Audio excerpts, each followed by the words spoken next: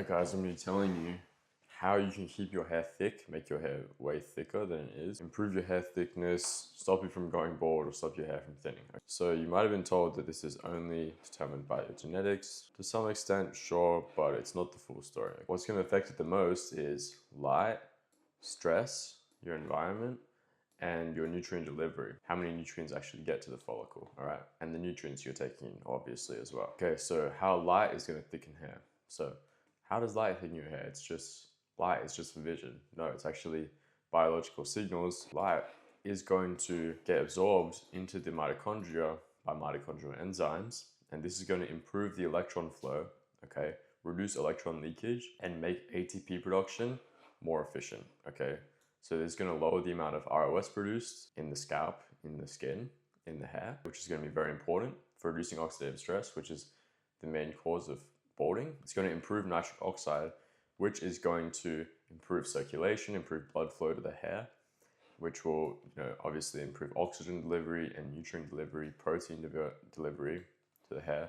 And it's going to prolong the anagen growth phase, which is the most rapid growth phase of the hair. You want to be getting 30 minutes to 60 minutes of light on your scalp. Exposure, hairline, scalp, full hair, fully exposed sunlight. So this is going to really improve blood flow, improve ATP production, improve, everything that's going on inside the skin cells, improve everything that's going on in the hair, protein synthesis, repair, and such, metabolism, energy production.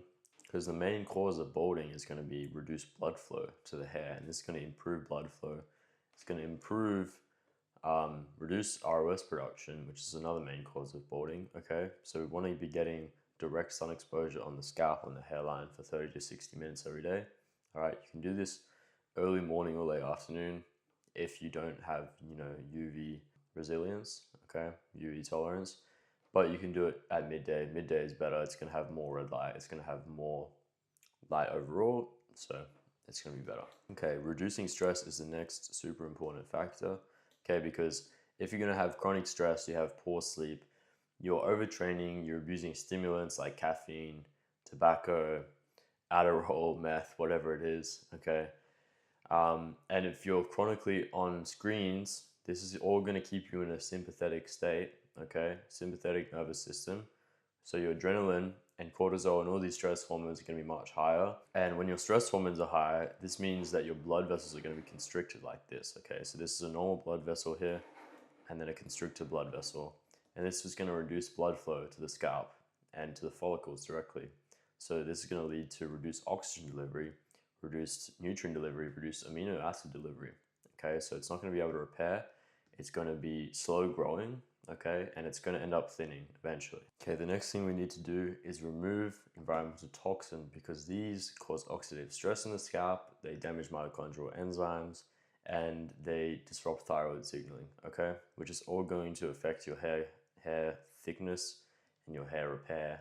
Things like heavy metals, microplastics, endocrine disruptors, air pollution, and also EMFs are going to do this, all right? So heavy metals are going to disrupt mitochondrial enzymes. They're going to cause oxidative stress. EMF is going to disrupt calcium signaling, all right? So it's going to it's going to cause too much influx of calcium into the cells, which is going to damage them, okay? Cause a lot of stress. So what we need to be doing is not using any kind of tap water on our hair unless it's filtered properly. You can use a shower filter, but it's not really going to get all the toxins out. We need to be not drinking tap water for sure. Avoiding, plastics, glass bottles and stuff. Avoiding plastics again, all right? Glass containers. Definitely don't cook in Teflon pan, because that's going to have a lot of PFAs, all right? A lot of forever chemicals. And we're also not going to cook in stainless steel, because this is going to create toxins on the meat. Cooking creates a lot of toxins, okay?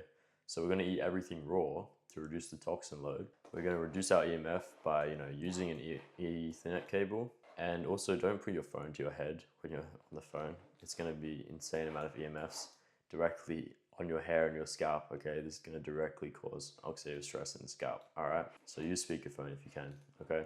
These are just a few things you can do to reduce that, all right? There are lots more, okay? For example, you can wear protective beanie, EMF beanies, okay? EMF hats. You can not sit near charging devices. You can use 4G instead of 5G on your phone. Use flight mode if you're not using it at all. Okay. This is going to greatly reduce the EMF stress, the EMF load. Next up, we have protein and amino acids. So your hair is built out of protein, mainly keratin, all right? And the most important amino acids for keratin proteins are glycine, proline, lysine, methionine, and cysteine, okay? And foods that are rich in these amino acids, so where you're gonna find the most of these, are gonna be egg yolks, bone marrow, bone broth, and muscle meat, all right? That's where you're gonna get the most of these. If you're not delivering the right amino acids, your hair is gonna be weak. It's not gonna be able to produce more keratin. So the structure is gonna be bad. The shafts are gonna be thin. You're gonna have more hair fall out. All right, the quality of your hair is not gonna be as good. And if your scalp is stiff, this is gonna reduce blood flow to the hair.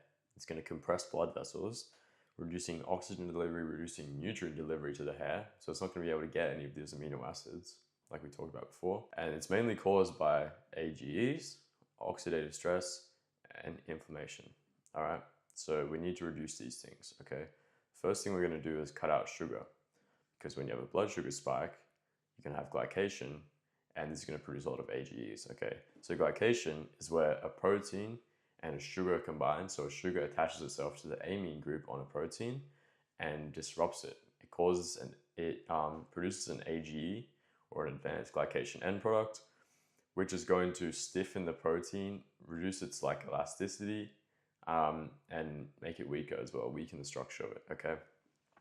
This is the main cause of aging and scalp stiffening. So especially we want to cut out refined sugars and liquid sugars like fruit juices, okay?